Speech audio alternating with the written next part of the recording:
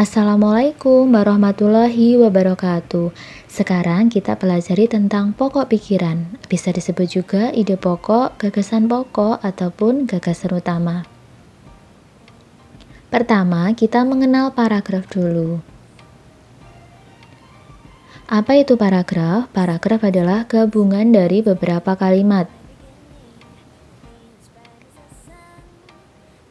Kalian perhatikan di situ ada satu paragraf. Nah, ingat ya, paragraf itu ditandai dengan menjorok ke dalam.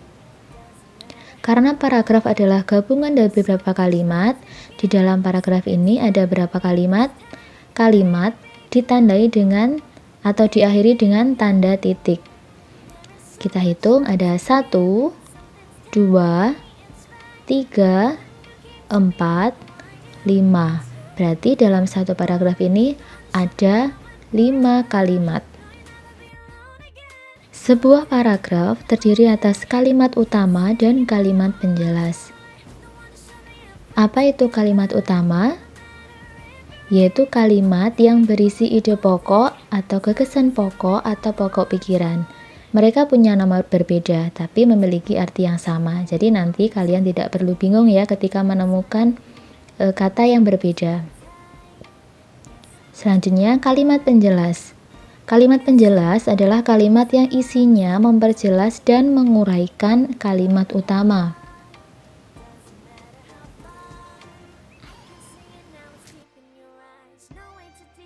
Jenis paragraf berdasarkan letak kalimat utama. Ada 4.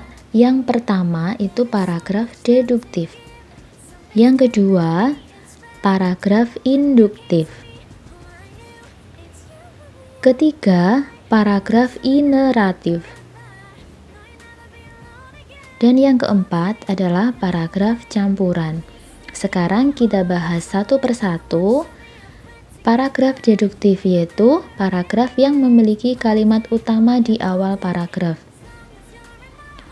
Sedangkan paragraf induktif adalah paragraf yang memiliki kalimat utama di akhir paragraf. Selanjutnya yaitu paragraf ineratif, memiliki kalimat utama di tengah paragraf. Paragraf campuran memiliki kalimat utama di dua bagian, yaitu di awal dan akhir. Selanjutnya, untuk bisa mencari kalimat utama, kalian harus tahu dulu ciri-ciri kalimat utama itu seperti apa.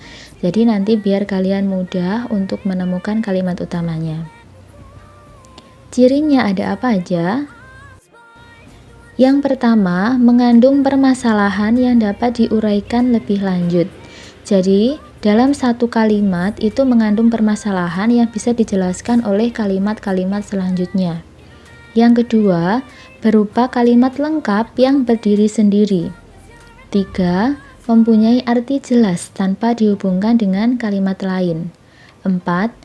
Dalam paragraf induktif, kalimat utama sering ditandai kata-kata kunci seperti jadi, dengan demikian, ternyata. Jadi dia menunjukkan sebuah kesimpulan dari paragraf itu. Ciri-ciri kalimat penjelas. Yang pertama, kalimat tersebut tidak dapat berdiri sendiri. Kedua, arti kalimat akan jelas terlihat setelah dihubungkan dengan kalimat lain dalam satu paragraf. 3. Isi berupa rincian, keterangan, contoh, dan data lain yang bersifat mendukung kalimat utama.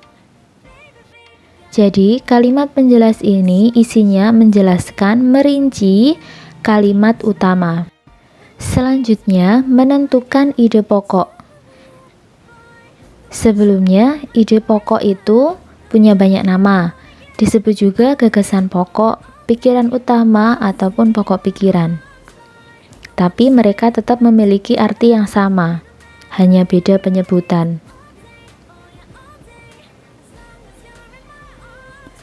Selain itu, ide pokok terdapat dalam kalimat utama. Jadi, kalau kalian ingin menentukan ide pokoknya, kalian harus mencari kalimat utamanya terlebih dahulu. Ibarat rumah, ide pokok itu ada di dalam kalimat utama. Kalimat utama itu rumah yang menaungi ide pokok tersebut.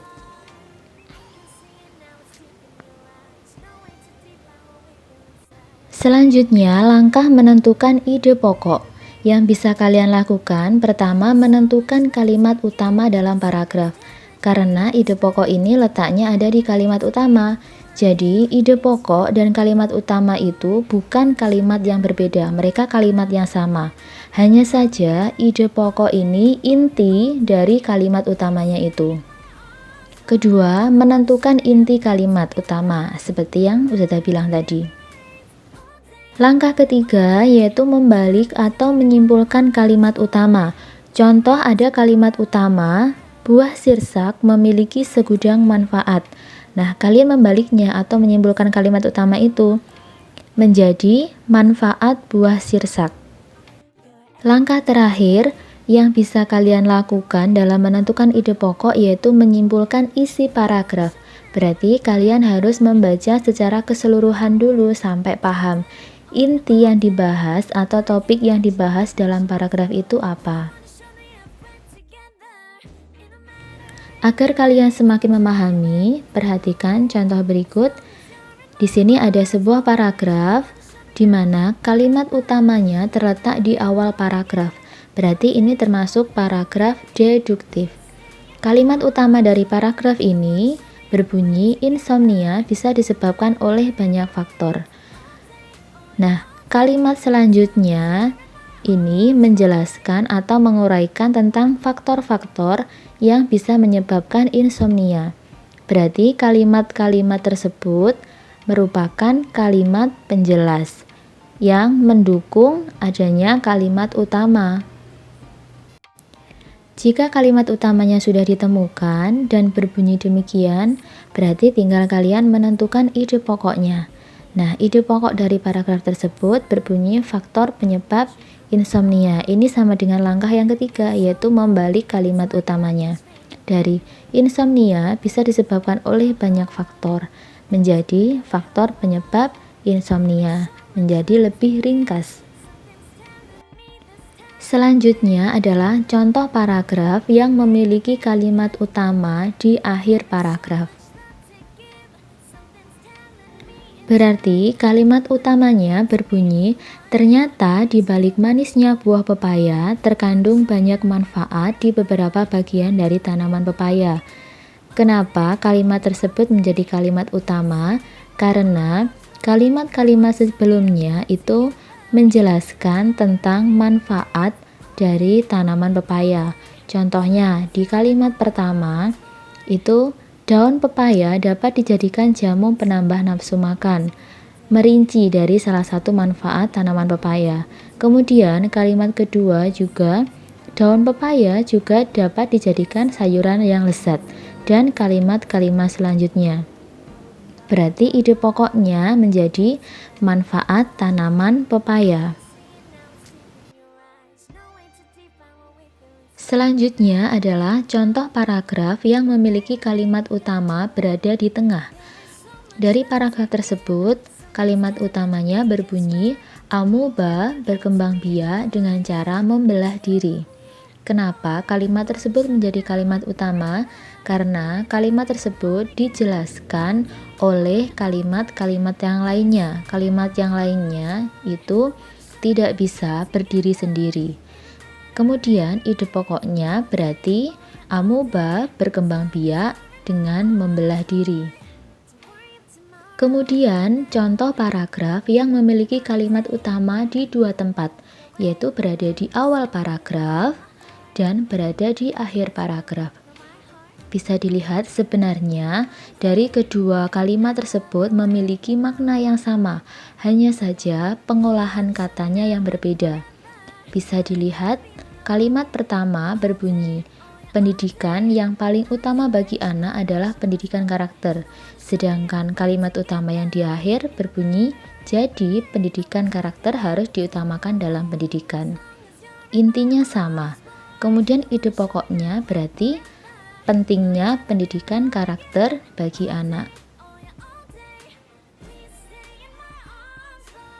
Untuk mengakhiri materi kali ini ada sebuah quote yang berbunyi, belajar memang melelahkan, namun akan lebih melelahkan lagi jika saat ini kamu tidak belajar. Nah, karena penyesalan itu datangnya pasti di akhir. Kalau di awal namanya pendaftaran, ya kan? Jadi, belajar di usia muda itu tidak akan pernah membuatmu menyesal. Jadi jangan membuang waktumu, tetap semangat belajar meskipun keadaan seperti ini. Baik, terima kasih atas perhatiannya. Sampai jumpa di kesempatan lain kali. Wassalamualaikum warahmatullahi wabarakatuh. Selamat belajar.